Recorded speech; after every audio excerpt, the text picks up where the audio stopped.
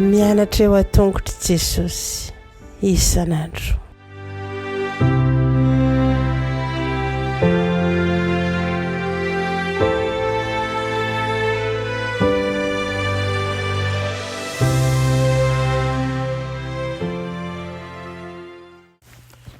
Miarabantsika tsirairay avy indray tonga eto amin'ny fandraisana lesona ho an'ny lehibe sika amin'ity anio ity.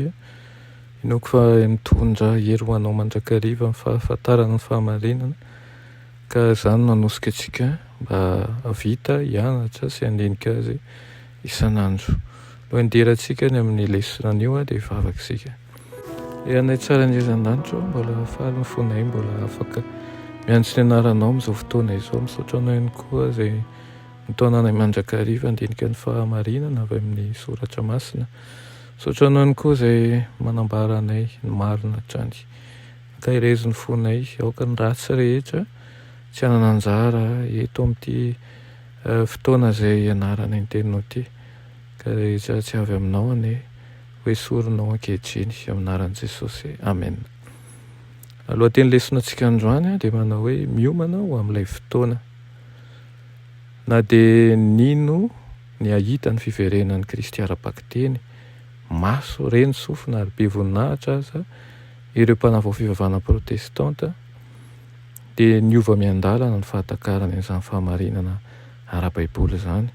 Mpitory teny malaza tamin'ny taonjato 7 no nampianatra fa ho avy ametraka ny fanjakana eto tany Kristy ary hitondra fiadanana mandritra ny 1000 taona.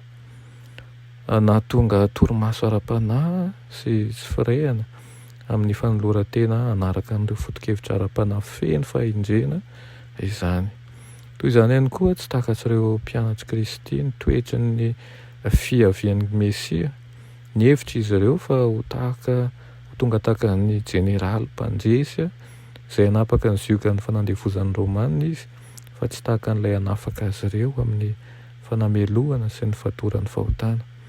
Noho izany dia tsy takatra izy ireo ny fomba hiaviany.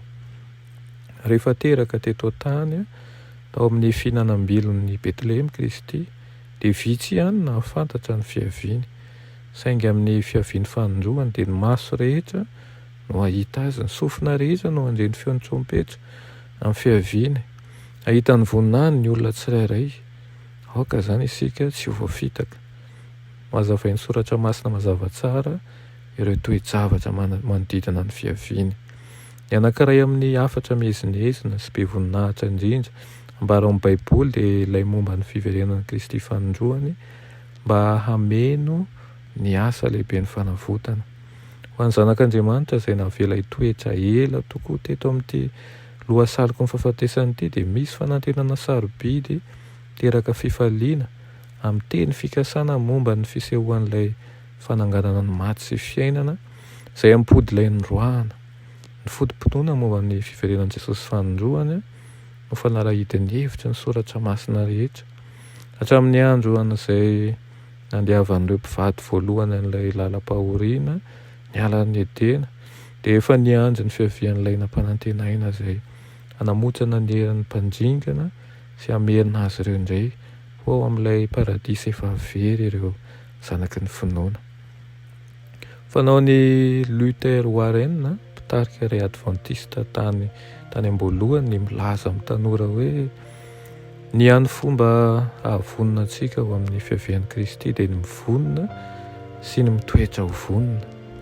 Ny afatra ny fiverenan'i Kristy tsy ho ela dia antso maika ho an'ny tsirairay avy amintsika mba handinihana ny fo sy hanaovana tombana ny fiainana ara-panahy. Antso amin'ny fiainam-pahamasinana izany eo anatrehan'ny hazavana lehibe ny voninahitry ny fiavian'i Kristy fanondroany, dia tsy tokony hisy ny tsy fahatapahan-kevitra momba ny atsy na ihany koa momba ny aroa, fa tokony hafantatra izay tokony hitoerantsika tokoa isika, ka fantatra ihany koa fa ny Kristy irery ihany no mitondra fahonjena eo amin'ny fiainantsika. Io koa izany lesona izany mba hitondra fiainam-pifaliana, fiainam-pitahiana ho antsika tsirairay avy. Amen.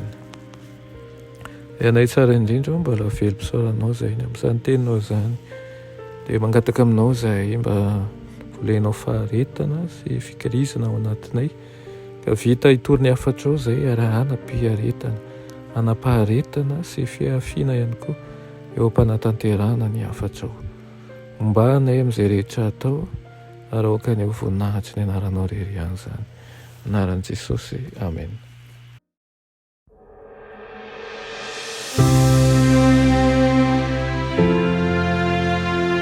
Mianatra eo an-tongotry Jesosy isan'andro.